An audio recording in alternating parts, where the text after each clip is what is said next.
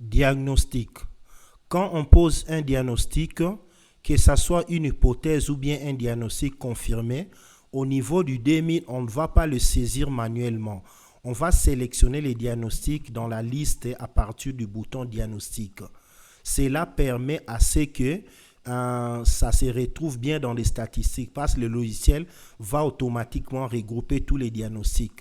Alors quand on fait une saisie manuelle, le logiciel ne saura pas détecter vraiment dans les diagnostics qu'ils vont regrouper ainsi que la quantité qu'il va mettre pour chaque type de diagnostic.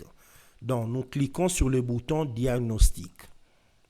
Nous avons la première fenêtre. Généralement, c'est vide encore si on n'a pas encore mis le diagnostic au niveau de cette consultation. Dans la ligne ici, on ne saisit pas, on clique sur plus pour afficher la liste de diagnostics OMS. Je clique, il affiche la liste de tous les diagnostics OMS pour la classification internationale des maladies. Ici, pour le moment, nous utilisons la CIM-10 dans la DCI 10. Alors, on peut dérouler la liste, mais la liste est tellement longue, on peut faire la recherche généralisée ici. Dans la zone là, on peut taper une partie du mot du diagnostic. Supposons que je suis en train de chercher paludisme. Je peux taper palu simplement. Je clique sur appliquer. Alors, les logiciels me regroupent tous les diagnostics qui contiennent les mots paludisme. Je prends un exemple en bas, paludisme sans précision. Je dois cliquer 2 fois pour afficher ça sur la fenêtre précédente. C'est bien marqué aussi, donc notez bien. Pour insérer un diagnostic dans les dossiers patients, cliquez 2 fois. Sur les diagnostics, je clique 2 fois. Il me ramène dans la première fenêtre ici que j'avais ouverte.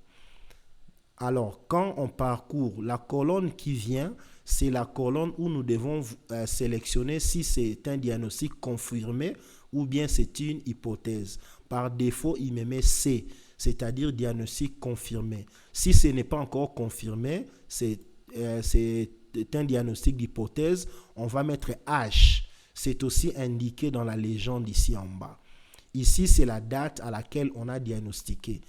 Normalement, le DMI nous donne déjà la date actuelle. La colonne qui suit, on doit choisir la durée. Est-ce que c'est un ancien cas ou bien nouveau cas? C'est un ancien diagnostic ou bien nouveau diagnostic? Par exemple, si quelqu'un est hypertendu, normalement, le premier diagnostic, c'est le jour où on a diagnostiqué ça pour la première fois. Alors, les jours qui suivent, même si on détecte le même diagnostic, ça sera ancien cas. Toutes ces précisions sont très importantes pour les statistiques parce que dans les statistiques, on doit avoir le nombre de types, le nombre de diagnostics par catégorie, la date à laquelle on a diagnostiqué, c'est hypothèse ou bien c'était confirmé, et puis est-ce que ce sont des anciens cas ou bien des nouveaux cas. C'est très important. Si on pense qu'il y a une erreur, on peut cliquer 2 fois sur le bouton à la fin pour supprimer le diagnostic.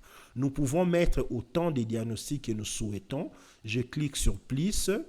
Je refais la même chose. Je tape juste une partie du nom du diagnostic. Vous allez constater il y a 2 colonnes. La première colonne qui donne le nom du diagnostic tel que l'OMS le nomme.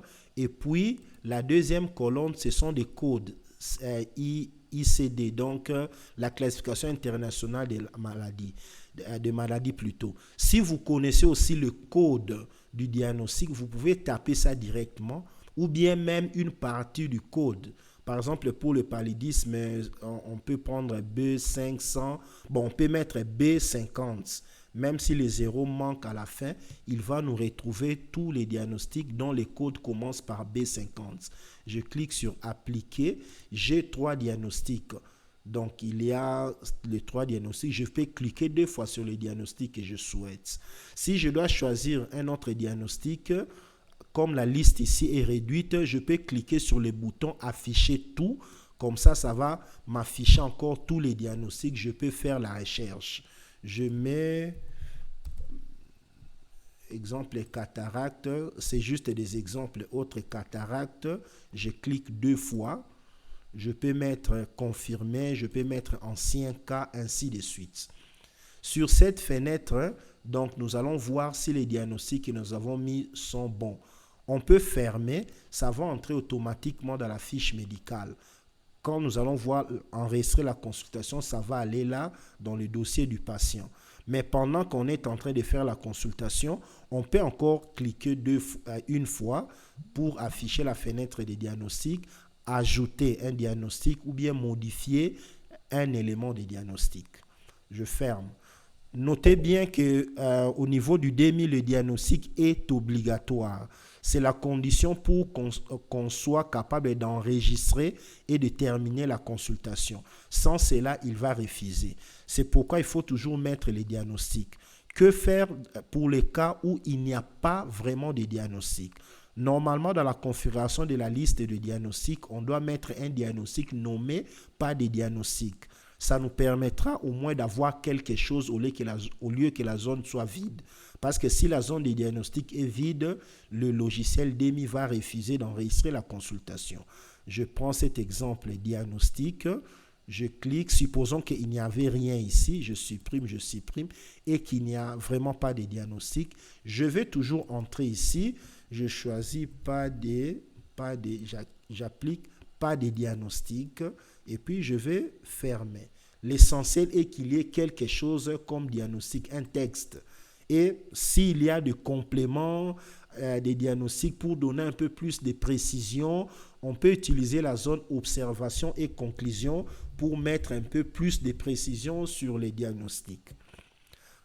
S'il y a des diagnostics qui manquent vraiment dans la liste et que l'hôpital utilise ces diagnostics, là on verra au niveau du paramétrage comment ajouter des diagnostics. Mais le médecin qui ont droit d'ajouter des diagnostics peuvent aussi le faire directement à partir de la fenêtre diagnostic. Quand on cherche un diagnostic et qu'il n'y en a pas vraiment, le médecin qui a accès peut utiliser ce bouton diagnostic manquant. En cliquant deux fois, il clique deux fois, il peut ajouter un diagnostic, il donne les libellés de diagnostic. Le code SIM, c'est obligatoire parce que chaque diagnostic a son code. Si vraiment vous ne connaissez pas le code, on peut mettre n'importe quoi. L'essentiel est que la zone ne soit pas vide.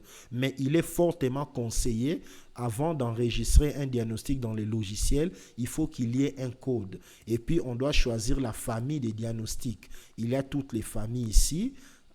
On peut mettre autre diagnostic comme famille si on ne connaît pas la famille. Je prends un diagnostic, je mets exemple, je mets code SIM 000, famille, je mets autre diagnostic, j'enregistre. Donc c'est fini comme ça. Le diagnostic est resté désormais dans la base des données du DMI. N'importe quel médecin qui cherchera ces diagnostics, exemple que nous avons enregistré, peut venir ici, il tape exemple, juste une partie, on applique, alors le diagnostic exemple est là.